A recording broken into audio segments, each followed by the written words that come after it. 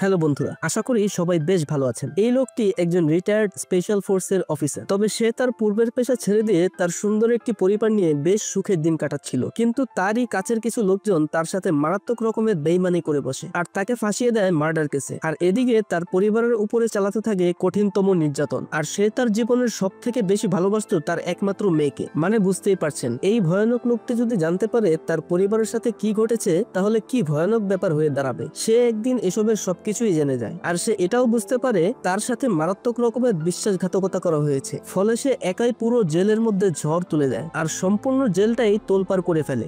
এরপর এই মারাত্মক সিকিউর জেল থেকে পালানো সহ তার সাথে করা সকল অন্যায়ের প্রতিশোধ নেওয়া শুরু করে। বলছিলাম 2019 সালের দ্য ইনফর্মার মুভির কথা। যদি আপনারাও জানতে চান কি ঘটেছিল এই মারাত্মক লেভেলের ফাইটারের সাথে আর সে কি পেরেছিল তার সাথে ঘটা সকল অন্যায়ের প্রতিশোধ নিতে, তাহলে আপনাদের দেখতে হবে আজকের এই মুভির এক্সপ্লেনেশন। তাহলে চলুন একটি সাবস্ক্রাইব করে দিয়ে শুরু করি আজকের মুভির এক্সপ্লেইন। মুভির শুরুতেই আমরা একজন লোককে তার প্যান্টের মধ্যে নিখুঁতভাবে মাইক্রোফোন সেলাই করে সেট করতে দেখতে পাই। এই লোকের নাম হচ্ছে পিটার কসলো। সে একজন স্পেশাল ফোর্সের রিটায়ার্ড অফিসার। তবে সে বর্তমানে স্পেশাল ফোর্স থেকে রিজাইন দিয়ে এখন আমেরিকার গোয়েন্দা সংস্থা FBI এর হয়ে কাজ করছে। তবে তাকে এই কাজ করতে গিয়ে সরাসরি সামিল হতে হয় আমেরিকার এক ভয়ানক গ্যাং এর সাথে। সে ওই গ্যাং এর সাথেই সারাদিন মিলে অপরাধ করে আর সেই ইনফরমেশন গুলো আবার FBI এর হাতে তুলে দিতে থাকে। ঠিক এরকমই একদিন FBI এর টিম লিডার এরিকা তার টিমের সাথে এই গ্যাংদের পরিচয় করিয়ে দিতে থাকে আর তাদের এটা জানায় এবার যেভাবেই হোক এই গ্যাং এর সবাইকে অ্যারেস্ট করতেই হবে। এই লিস্টে দেখা যায় পিটারও ছিল সেই রাতে। পিটার গোপনে একটি জায়গায় গিয়ে দেখা করে এরিকার সাথে।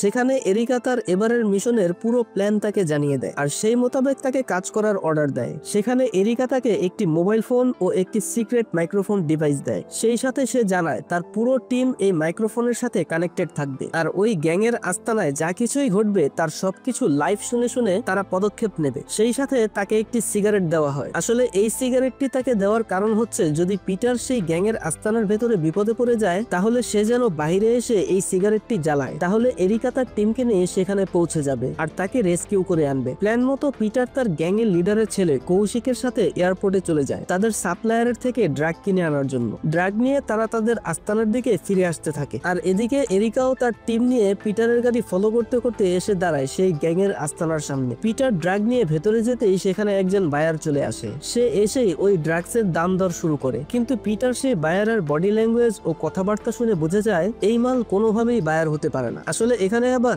FBI এর সাথে সাথে আমেরিকার লোকাল পুলিশও এই গ্যাংকে ধরতে উঠে পড়ে লেগেছিল, যার কারণে এই পুলিশ বায়ারের ছদ্মবেশে এসেছে ড্রাগ কিনতে। অন্যদিকে বাহিরে এরিকা তার টিম নিয়ে পিটারের সিগন্যালের জন্য অপেক্ষা করতে থাকে, কিন্তু এদিকে পিটার বুঝে যায় তাদের পুরো প্ল্যান ইতিমধ্যেই নষ্ট হয়ে গেছে। তাই সে ওই পুলিশকে জানিয়ে দেয় এই ড্রাগ বিক্রি করা হবে না। কিন্তু সেই পুলিশ তার ID কার্ড ও বন্দুক বের করে পিটারের দিকে তাক করে বলে আজকে তোদের সবাইকে হাতে নাতে ধরেছি, সো সবাই সারেন্ডার করে নে। কিন্তু কিছু বোঝার আগেই পেছন থেকে ওই পুলিশকে শুট করে দেয় গ্যাং এর লিডারের ছেলে কৌশিক। এই কাহিনী দেখে পিটার দ্রুত বাহিরে চলে আসে আর এরিকার দেওয়া সেই সিগারেট জ্বালায়, মানে সে এখন বিপদে পড়েছে। কিন্তু এরিকা ও তার টিম মাইক্রোফোনে জেনে যায় ভেতরে তারা একজন পুলিশকে মেরে দিয়েছে। তাই এরিকা পিটারকে আর হেল্প না করে তারই সামনে দিয়ে সেখান থেকে চলে যায়। এরিকার এই কাহিনী দেখে পিটার তো পুরাই অবাক হয়ে যায়। তবে পিটার নিজেকে সামনে নিয়ে ভিতরে চলে আসে আর কৌশিককে সাথে নিয়ে সেই পুলিশের লাশ আগে গুম করার চেষ্টা করতে থাকে। সেখানে তারা বডিটাকে প্লাস্টিক ব্যাগে ভরে নেয়। এরপর পিটার সরাসরি চলে আসে একটি কসাইখানায়। সেখানে ভেতরে ঢোকার আগে তাকে পুরো বডি সার্চ করা হয়। এরপর তাকে ভিতরে নিয়ে আসা হলে সে এই গ্যাং এর লিডার ক্লাইম্যাককে দেখতে পায়। এতক্ষণ ওই আস্তানার ভেতরে তাদের সাথে যা কিছুই ঘটেছে সে সবকিছুই ক্লাইম্যাককে জানায়। সে জানায় ডিল চলাকালে আমি বুঝে গেছিলাম সে কোনো বায়ারই নয় বরং পুলিশ অফিসার, কিন্তু কিছু বলার আগে আপনার ছেলে কৌশিক তাকে গুলি করে মেরে ফেলেছে। তবে আমরা সেই পুলিশের বডি ইতিমধ্যেই গুম করে দিয়েছি। তবে অবশ্যই এই খুনের ইনভেস্টিগেশন হবে আর আমরা সবাই ফেসে যাব। তাই প্লিজ আপনি আমাকে এই কেস থেকে বাঁচিয়ে নিন, কারণ এখানে আমার কোনো দোষই ছিল না। আসলে এখানে পিটার নিজেকে সেভ করার প্রধান কারণ হচ্ছে প্রথমে এরিকা তার সাথে বিশ্বাসঘাতকতা করেছে আর সে যদি এই কেসে জেলে যায় আর এদিকে যদি এই গ্যাংও জেনে যায় যে সে গোপনে FBI এর হয়ে কাজ করছিল, তবে জেলের মধ্যেই তাকে মেরে ফেলা হবে। কারণ সেই জেলের ভয়ানক সব আসামি এই গ্যাং এর লিডার ক্লাইম্যাকের জন্যই কাজ করে। মানে সে এমন ভাবে চিপায় পড়ে গেছে যে কোনো দিক থেকে বাঁচার কোনো উপায় নেই। পিটারের এইসব কথা শুনে ক্লাইম্যাক জানায় শোন, তোকে আমি একটা অফার দিলাম, যেহেতু তোকে বাঁচাতেই আমার ছেলে ওই পুলিশকে মেরেছে তাই এখন তোর উচিত আমার ছেলেকে বাঁচানো। মানে তার ছেলের বদলে এখন পিটারকে জেলে যেতে হবে। ক্লাইম্যাক বলে আমি তোকে কথা দিচ্ছি 6 মাসের মধ্যে আমি তোকে ছাড়িয়ে নিয়ে আসবো আর ছাড়া পাওয়ার সাথে সাথে তোকে আমার পার্টনার করে নেব। এই সবকিছু শুনে পিটারও বুঝতে পারে ক্লাইম্যাক্স আসলে চাচ্ছেটা কি। তবে সে আর কোনো উপায় না পেয়ে সাথে সাথে রাজি হয়ে যায়, কারণ এখন যদি সে তার কথা না মেনে নেয় তাহলে এই গ্যাংও তাকে মেরে ফেলবে, সেই সাথে তার পরিবারকেও শেষ করে দেবে। পিটার ক্লাইম্যাক্সের শর্তে রাজি হয়ে যায় তার ছেলের বদলে নিজেই জেলে যাওয়ার জন্য। সেখান থেকে ফিরে এসে পিটার আগে তার স্ত্রী ও মেয়েকে নিয়ে নিরাপদ একটি বাসায় নিয়ে আসে। মানে সে আগে তার পরিবারকে সব রকম ভাবে হাইড করতে থাকে, যেন এই অপরাধের কোনো ইফেক্ট তার পরিবারের উপরে না আসে, কারণ তার জীবনে একমাত্র তার স্ত্রী সোফিয়া ও মেয়ে ডানা ছাড়া আর কেউই নেই, আর সে তার জীবনে এই দুজনকেই পাগলের মতো ভালোবাসে। নতুন বাসায় এসে সে আগে এরিকাকে কল করে, কিন্তু এরিকা তাকে জানায় যদি আমি সেখানে তোমাকে হেল্প করতে যেতাম তবে সেই গ্যাংও একদিন জেনে যেত যে তুমি একজন FBI এর স্পাই, তাই আমি তো তোমার সাথে বেইমানি নয় বরং তোমার লাইফ সেভ করেছি। এসব শুনে সে আপাতত শান্ত হয়, আর যে কদিন গ্রেফতার না হয় সে কয়েকদিন সুন্দরভাবে তার পরিবারের সাথে সময় কাটাতে থাকে। এদিকে কৌশিক সেই পুলিশের ডেড বডি নিয়ে গিয়ে ফেলে দেয় একটি নর্দমার ভিতরে, কিন্তু কিছুটা দূরেই অন্য একজন অফিসার সেখানে পেট্রোলিং করছিল। তারা ডেড বডি ফেলে চলে গেলে সে ও তার টিম নিয়ে ওই নর্দমায় অভিযান চালায়, আর তারা একটি ডেড বডি খুঁজে পায়। কিন্তু সেখানে সেই পুলিশ অফিসার এডওয়ার্ড সে দেখতে পায় এটা তার বন্ধু ড্যানিয়েলের ডেড বডি, যাকে তারা বেশ কিছুদিন ধরে খুঁজে বেড়াচ্ছে। এই কাহিনী দেখে এবার এডওয়ার্ডও উঠে পড়ে লেগে যায় তার বন্ধুর হত্যাকারীকে খুঁজে বের করার জন্য। সে প্রথমেই যায় ওই বারে যেখানে তার বন্ধু ড্যানিয়েল বায়ার সেজে ড্রাগস কিনতে গিয়েছিল। তবে সেখানে সে কোনো তথ্য না পেয়ে ফিরে আসার সময় দরজার সামনে বাহিরের সিসিটিভি ক্যামেরা দেখতে পায়। সে আবারও ভিতরে চলে যায়, আর সেই সিসিটিভি ক্যামেরার ফুটেজ চেক করে সেখানে পিটারকে দেখতে পায় যে বাহিরে এসে সিগারেট জ্বালিয়েছিল। এবার এই পিটারকে খুঁজে পেতে সে মরিয়া হয়ে পড়ে। এদিকে পিটার দেখা করতে আসে এরিকা ও তাদের ব্রাঞ্চ ডিটেকটিভ ক্লিভের সাথে। সেখানে পিটার এসে তাদের সবকিছুই জানায়, কারণ এই বিপদ থেকে তাকে বাঁচতে হলে অবশ্যই এই গ্যাংয়ের কথা তাকে মেনে নিতেই হবে। পিটারের এই কথা শুনে ক্লিভ জানায় এটা আমাদের জন্য আরো ভালো একটি সুযোগ, কারণ এই জেলে সেই গ্যাংয়ের ভয়ানক সব গ্যাং মেম্বার বন্দী রয়েছে, আর যদি পিটার তাদের সাথে মিলে নতুন গ্যাং বানাতে পারে আর তাদের কোনোভাবে যদি গ্যাংয়ের লিডার ক্লাইম্যাক্সের বিরুদ্ধে উস্কানো যায় তবে এই গ্যাং খতম করা তাদের জন্য আরো বেশ সহজ হয়ে যাবে। তবে এই জেলে যাওয়ার আগে পিটারকে আরো ট্রেনিং নিতে হবে, কারণ এটা এমন একটা জেল যেখানে দুর্বল কয়েদিরা বেশি দিন বাঁচতে পারে না। মানে বুঝতেই পারছেন পিটার খুব খারাপ ভাবে ফাঁসতে যাচ্ছে। সে যেদিকেই যাচ্ছে সেদিকেই কোনো না কোনো ভয়ানক বিপদ তাকে ঘিরে ধরেছে। তবে সে হাল ছাড়ে না, সে সিদ্ধান্ত নেয় সে এই ভয়ানক জেলেই যাবে, আর এই জেলের মধ্যেই তার রাজত্ব বানিয়ে ফেলবে। পরের দিন সকালে কৌশিক তার বাসায় আসে, তবে পিটার জানায় এখানে আমার বউ বাচ্চা থাকে, নেক্সট টাইম তোদের এই বাড়ির সামনে যেন না দেখি, যা বলার আছে আমার গ্যারেজে গিয়ে বলবি। এসব শুনে কৌশিক পিটারের গ্যারেজে যায় আর তাকে সেই জেলের মধ্যে কি কি করতে হবে তার সবকিছুই শিখিয়ে দেয়। কিন্তু কৌশিক তার দলবল নিয়ে চলে গেলেও আসলে পিটারের বলা এই কথাগুলো তার আত্মসম্মানে লাগে, যার জন্য পিটারকে ভয়ানক মাসুল দিতে হবে। কৌশিক চলে গেলে পিটার এবার তার স্ত্রী সোফিয়াকে সবকিছুই জানিয়ে দেয় যা কিছু এতদিন তার সাথে ঘটে চলেছে। তবে কারো বদলে পিটারকে জেলে যেতে হবে, আর সেটাও আবার পুলিশ মার্ডার কেস। এটা শুনে সোফিয়া কান্নাকাটি শুরু করে দেয়, কিন্তু পিটার তাকে বোঝায় যে এটা ছাড়া তার কাছে আর কোনো রাস্তা খোলা নেই। যদি সে এই কাজ না করে আর এই গ্যাংয়ের কথা মেনে না নেয় তবে সেই গ্যাং তাকে সহ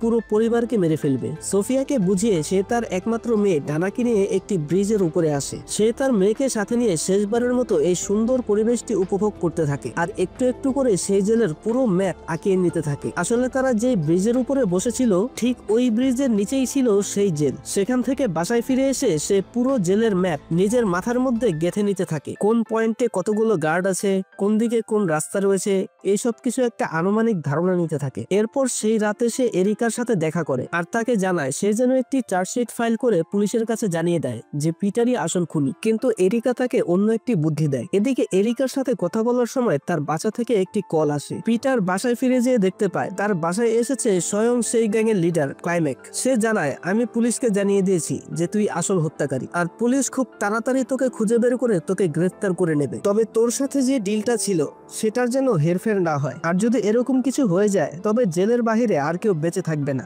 এসব বলে ক্লাইম্যাক্স সেখান থেকে চলে যায়। পরদিন পিটার তার মেয়েকে প্রতিবেশী একজনের সাথে বাহিরে পাঠিয়ে দেয় যেন তার ছোট্ট মেয়েটি এসব কিছুই জানতে না পারে। এবার পিটার তার স্ত্রী সোফিয়াকে সেই প্ল্যানের কথা বলে যেটা গত রাতে এরিকা তাকে বলেছিল। প্ল্যান মতো পিটার তার বেসবলের ব্যাট দিয়ে থালাবাটি ভাঙা শুরু করে, আর তার স্ত্রী সোফিয়া ইমার্জেন্সি হেল্পলাইনে কল করে অভিযোগ করে যে তার হাজবেন্ড তাকে প্রচুর মারধর করছে আর এখন তার জীবন সংশয় রয়েছে। এসব বলেই সে ফোন কেটে দেয়। এবার পিটার শেষবারের জন্য তার স্ত্রীকে জড়িয়ে ধরে। আর এদিকে দ্রুত পিটারের বাসায় পুলিশ চলে আসে। আর পিটার তার বাসা থেকে বের হয়ে এসে স্বেচ্ছায় আত্মসমর্পণ করে নেয়। এই কাহিনী অন্য গাড়ি থেকে দেখছিল সেই পুলিশ অফিসার এডওয়ার্ড। সে পিটারকে দেখেই চিনে ফেলে যে এই লোকটাই হচ্ছে সেই লোক যাকে সে বারের সামনে সিসিটিভি ফুটেজে দেখেছিল। সেই সাথে সে বেশ আফসোস করতে থাকে, কারণ সে এতদিন যাকে খুঁজে বেড়াচ্ছিল সে ইতিমধ্যেই অন্য ডিপার্টমেন্টের হাতে সারেন্ডার করেছে। তবে সে এবার পিটারের পিছু করতে থাকে আর তাকে ফলো করতে করতে সেই জেলের সামনে এসে পৌঁছায়। এদিকে পিটারকে জেলে ঢুকিয়ে আগে একটি কাগজে তার ফিঙ্গারপ্রিন্ট নেওয়া হয়। এরপর তাকে স্কেলে তুলে তার হাইট এবং ওয়েটের মেজারমেন্ট নেওয়া হয়। এরপর তার পুরো বডির ফটো নেওয়া হয়। আসলে এই জেলে কে কখন কার আক্রমণে মারা যায় তার কোনো হিসাবই নেই। যে আত্মরক্ষা করতে ব্যর্থ হবে সেই মারা পড়বে। তাই যেন বডি দেখে শনাক্ত করা যায় তার জন্যই তারা বডির প্রুফগুলো তুলে নিতে থাকে। মানে বুঝতেই পারছেন এই জেল কি মারাত্মক রকমের ভয়ঙ্কর। সেখানে একজন জেল পুলিশ আসে আর সে পিটারকে নিয়ে 2 নং গেট দিয়ে তার সেকশনে নিয়ে যায়। যাওয়ার সময় ডেঞ্জারাস সব কয়েদিরা পিটারকে দেখতে থাকে। এই জেল যে কি লেভেলের সিকিউর আর জেলের ভেতরের কয়েদিরা যে কি পরিমাণ ডেঞ্জারাস তা তো দেখতেই পারছেন। সেই পুলিশ পিটারকে নিয়ে আসে একটি ব্ল্যাক গ্যাং এর সেকশনে আর তাকে সেই সেকশনে একটি বিছানা দেয়। এই সেকশনে সবাই ছিল ব্ল্যাক গ্যাং এর সদস্য আর এই গ্যাং কোনোভাবেই তাদের সেকশনে নতুন কাউকে বাঁচতে দেয় না। আর এই পুলিশ ইচ্ছা করেই পিটারকে জেনে বুঝে এই সেকশনে নিয়ে আসে যেন সে আরাম করে তার মৃত্যুর খেলা দেখতে পারে। তবে ঠিক ওই সময়ে সেখানে ক্লাইম্যাকের গ্যাং এর একজন লোক আসে আর ওই পুলিশকে টাকা দিয়ে সে পিটারকে তার নিজের সেকশনে শিফট করে নেয়। আসলে এই জেলে ছোট ছোট লোকাল গ্যাং থাকলেও প্রধানত 2 গ্যাং এই জেলে রাজত্ব করে। একটা হলো ব্ল্যাক গ্যাং আর একটা হলো ক্লাইম্যাকের গ্যাং। পরের দিন জেলার আসার সময় সবাইকে হুইসেল দিয়ে অ্যালার্ট করে দেওয়া হয় আর সবাইকে লাইনে দাঁড় করানো হয়। জেলার এসে নতুন কয়েদিদের নাম ঠিকানা চেক করে ভেরিফাই করে নিতে থাকে। এরপর তাদের ছেড়ে দেওয়া হয় ব্যক্তিগত কিছু সময় কাটানোর জন্য। সেখানে পিটার ওই লোকদের সাথে টেবিলে যেয়ে বসে যারা তাকে সাপোর্ট দিচ্ছে। সে লোকটি পিটারকে বলে, তোমার টেবিলের নিচে একটি ছুরি রয়েছে, সেটা আগে তুলে নাও। পিটার আস্তে করে টেবিলের নিচ থেকে সেই ছুরি তুলে নিয়ে তার কোমরে গুজে নেয়। এরপর সেই লোক জানায়, এই জেলে টিকে থাকার জন্য তোমাকে লড়াই করে বাঁচতে হবে, কারণ যে কেউ তোমার উপর আক্রমণ করবে। আর তারা ভালো করেই জানে তুমি ক্লাইম্যাকের লোক।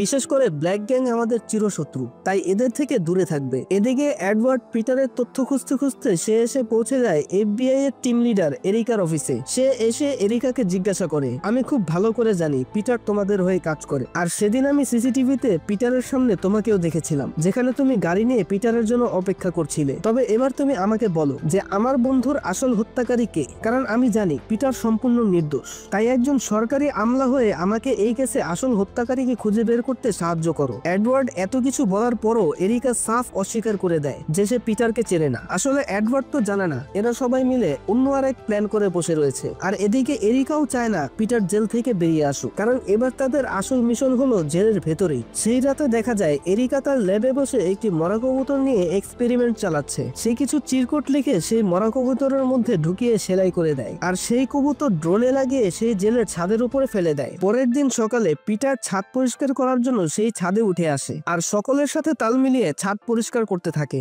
এবার সে ওই মরা কবুতরটি দেখতে পেয়ে আস্তে আস্তে সেদিকে যেতে থাকে যেন কেউ কিছু সন্দেহ না করে। সে অতি কৌশলে সেই কবুতরের কাছে যায় আর সেটি তার পেছনের পলিব্যাগে ভরে নেয়। ঠিক ওই সময় সে ছাদের এক কর্নারে একটি ট্যাঙ্কি দেখতে পায়। সে ওই ট্যাঙ্কি ভালো করে দেখতে থাকে আর ভাবতে থাকে এটা কিসের ট্যাঙ্ক হতে পারে। সে ফিরে এসে ওই কবুতরের মধ্যে থাকা সে চিরকুট থেকে জানতে পারে সেই অফিসার এডওয়ার্ড তাকে জেল থেকে ছাড়ানোর চেষ্টা করছে। তাই সে যেন এডওয়ার্ডকে ভালোভাবে ম্যানেজ করে নেয়। এবার এডওয়ার্ড পিটারের স্ত্রী সোফিয়ার কাছে যায় আর তাকে বলে, আমি জানি পিটার সম্পূর্ণ নির্দোষ, কিন্তু আমি এটা জানতে চাই পিটার কেন স্বেচ্ছায় জেলে গেছে। কিন্তু সোফিয়াও এডওয়ার্ডকে কিছুই বলে না। ফলে এবার এডওয়ার্ড বাধ্য হয়ে জেলের পাশে একটি বিল্ডিং এ যায় পিটারের সাথে কথা বলতে। সেখানে গিয়ে সে জেলের মধ্যে একজনকে পাঠায় পিটারের সাথে কথা বলতে, কিন্তু পিটার নিজেও এডওয়ার্ডের কোনো প্রশ্নের উত্তর দেয় না, বরং সেখান থেকে সে সরে যায়। কিন্তু এদিকে পিটারের পাশে দাঁড়িয়ে ছিল সেই ব্ল্যাক গ্যাং এর লিডার যার নাম মিডাস। পিটার জেলে আসার পর থেকেই সে তাকে গভীরভাবে পর্যবেক্ষণ করতে থাকে আর পিটারের চালচলন দেখে তার সন্দেহ হতে থাকে। তাই সে ওই পুলিশকে টাকা খাইয়ে একটি নির্জন রুমে পিটারকে ডেকে আনে আর কোন রকম কথা ছাড়াই পিটারকে মেরে তার গলায় দড়ি লাগিয়ে ফাঁসিতে ঝুলিয়ে দেয়। আসলে এই ব্ল্যাক গ্যাং মনে করেছিল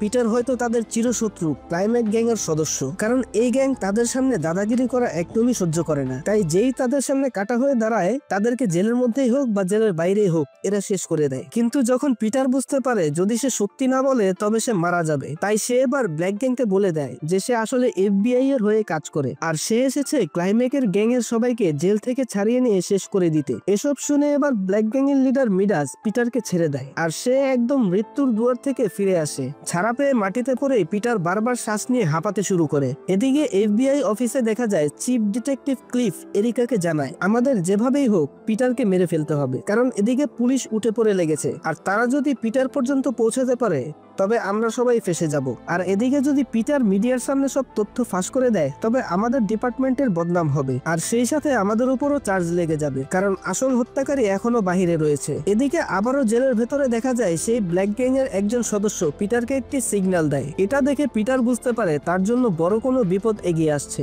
এখানে আপনাদের একটু বিষয়টা খুলে বলি, পিটার যে FBI এর হয়ে কাজ করছিল এটা ক্লাইম্যাক গ্যাং জানতো না। আবার এদিকে পিটার FBI এর সাথে কাজ করতে করতে ক্লাইম্যাকের গ্যাং এর সাথেও যে তাল মিলাচ্ছিল সেটা আবার ব্ল্যাক গ্যাং জানতো না। ফলে পিটার যখন নিজের জান বাঁচাতে ব্ল্যাক গ্যাংকে জানিয়ে দেয় সে FBI এর হয়ে কাজ করে আর তার মিশন হচ্ছে ক্লাইম্যাকের গ্যাং খতম করা। এবার এই নিউজ জেনে যায় ক্লাইম্যাকের গ্যাং আর পিটারের এই সিক্রেট মিশনের খবর শুনে এবার FBI এর সাথে সাথে সেই গ্যাংস্টার ক্লাইম্যাকও নিজেই উঠে পড়ে লেগে যায় পিটারকে মেরে ফেলার জন্য। মানে পিটারকে সবাই চারদিক থেকে ব্যবহার করেছে নিজেদের স্বার্থে আর সে এখন এমন এক পর্যায়ে ফেসে গেছে যে এখান থেকে তার বেঁচে ফেরার কোনো পথই নেই। তাই পিটারও বুঝে যায় তাকে ফাইনাল খেলার জন্য লড়াই করতে হবে আর কোন রকম লুকোচুরি নয়, বরং এই জেল থেকে তাকে পালাতেই হবে আর সব সত্য সবাইকে জানিয়ে সেই গ্যাংস্টার ক্লাইম্যাককে খতম করতে হবে। ফলে সে তার কোমরের চারিদিকে কিছু বই গুজে নেয়। এরপর সে তার বিছানার নিচে লুকানো সেই ছুরি খুঁজতে শুরু করে। তবে ঠিক ওই সময়ে তার পেছন থেকে এসে আক্রমণ করে ক্লাইম্যাক গ্যাং এর এক সদস্য।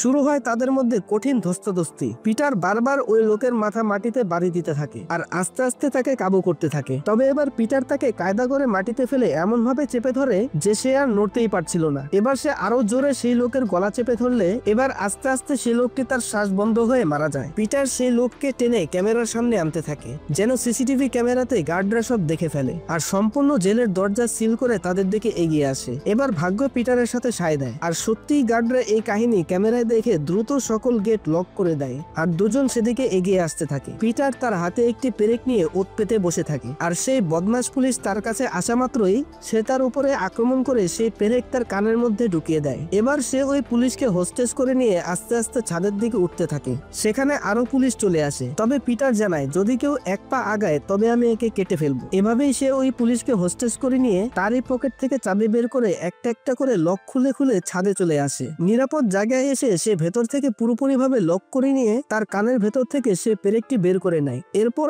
এক ঘুষি মেরে তাকে অজ্ঞান করে দেয়। এবার সে তার আঁকানো ম্যাপের বাহিরের অংশের সাথে ভেতরের অংশের ক্যালকুলেশন করতে থাকে, কারণ কিছুক্ষণের মধ্যে এখানে স্নাইপার চলে আসবে আর তাকেই টার্গেট করে শুট করা হবে। ফলে সে আগে সেখানে জানালা খুলে দেয় যেন তাকে দূর থেকে ভালোভাবে টার্গেট করা যায়। এবার সে ওই জানালা থেকে দূরত্ব মেপে নিতে থাকে যেন স্নাইপার পারফেক্ট ভাবে তাকে শুট করতে পারে আর সেই পারফেক্ট শুটের সাথে সাথে তার প্ল্যানটাও যেন পারফেক্ট হয়। এদিকে এসব চললেও অন্যদিকে পিটারের বাসায় দেখা যায় সেখানে কৌশিক এসে সোফিয়া এবং ডানাকে মারার চেষ্টা করতে থাকে। এদিকে FBI এর চিফ ডিটেকটিভ ক্লিভের কাছে নিউজ যাওয়া মাত্রই সে তার অফিস থেকে দুইজন স্নাইপারকে পাঠায়। স্নাইপার এসে তাদের বন্দুক সেট করে পিটারকে খুঁজতে শুরু করে। পিটার বড় বড় অক্সিজেন সিলিন্ডার খুলে এনে তার ক্যালকুলেশন করা পয়েন্টগুলোতে রেখে দিতে থাকে আর সেই সিলিন্ডারগুলো কাপড় দিয়ে ঢেকে দিতে থাকে। এদিকে কৌশিক যখন প্রায় সোফিয়া ও তার মেয়েকে মেরেই ফেলবে ভাগ্যক্রমে সেখানে এসে যায় সেই পুলিশ অফিসার এডওয়ার্ড। সে এসেই আগে একজনকে গুলি করে মেরে ফেলে। তবে ভেতরে আসতেই বিছানার নিচে থেকে কৌশিক এডওয়ার্ডের পায়ে এবং হাতে শুট করে দেয় আর তার হাত থেকে বন্দুক পড়ে যায়। কৌশিক সোফিয়াকে বেঁধে এবার আস্তে আস্তে গান পয়েন্ট করে নিচে নামতে থাকে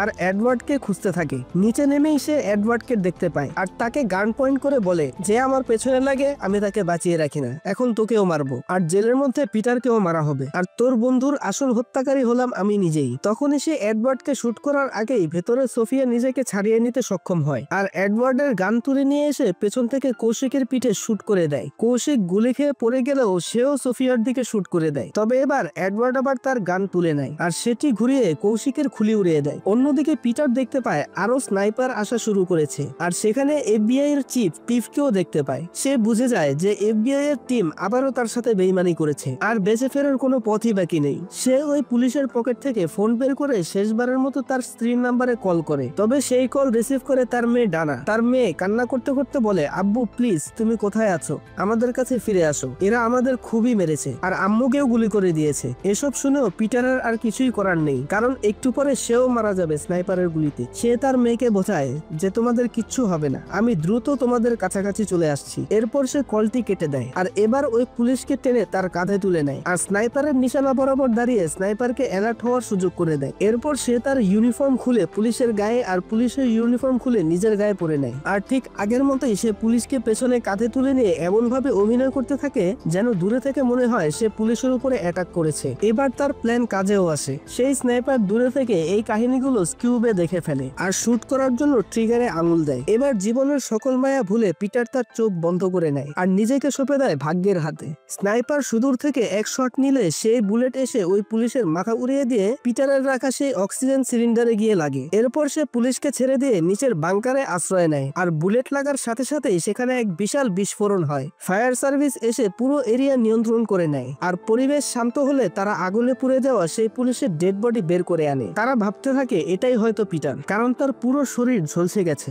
তাকে চেনার কোনো উপায় নাই। অন্যদিকে পিটারের শরীরে পুলিশের পোশাক থাকায় তারা ভাবতে থাকে এটাই হয়তো সেই পুলিশ সদস্য। ফলে তাকে দ্রুত বাঁচানোর জন্য অ্যাম্বুলেন্সে তুলে নিয়ে সেখান থেকে হসপিটালে নিতে থাকে। কিন্তু সেখানে এরিকা পিটারের হাতে ট্যাটু দেখে বুঝতে পারে যে এটা আসলে হচ্ছে পিটার, মানে সে এখনো জীবিত রয়েছে। সে দ্রুত নিজের আইডি কার্ড শো করে সে অ্যাম্বুলেন্সে উঠে বসে আর এবার সে পিটারকে সাপোর্ট দেওয়ার জন্য তার নিজের বন্দুক পিটারের হাতে ধরিয়ে দেয়। পিটারও বুঝে যায় যে তার এখন কি করতে হবে। কিছু দূর আসতেই পিটার এরিকাকে হোস্টেজ করে নেয় আর অ্যাম্বুলেন্স থামিয়ে সবাইকে হোস্টেজ করে নিজেকে ছাড়িয়ে নেয়। এরপর সেখানে অ্যাম্বুলেন্সের 2 চাকায় শুট করে সে গাড়িটাকে অকেজো করে দেয় আর সেখান থেকে পালিয়ে যায়। এই ঘটনার বেশ কিছুদিন পরে দেখা যায় এরিকা এসে তাদের চিফ ডিটেকটিভ ক্লিফকে জানায়, আমি পিটারের শেষ লোকেশন খুঁজে পেয়েছি, আমাদের উচিত পিটারকে এখনই অ্যারেস্ট করা। কিন্তু সেই চিফ ডিটেকটিভ ক্লিফ জানায় কোনো গ্রেফতার নয়, সরাসরি তাকে শুট করে মেরে ফেলো, কারণ পিটারকে কোনোভাবেই বাঁচিয়ে রাখা যাবে না। কিন্তু সাথে সাথেই সেখানে চলে আসে সেই অফিসার এডওয়ার্ড। ফলে এডওয়ার্ডের নির্দেশে সেখানে আরো পুলিশ চলে আসে আর চিফ ডিটেকটিভ ক্লিফকে অ্যারেস্ট করে নেয়। আসলে এরিকা তার এই সকল কথাগুলো মাইক্রোফোনে রেকর্ড করছিল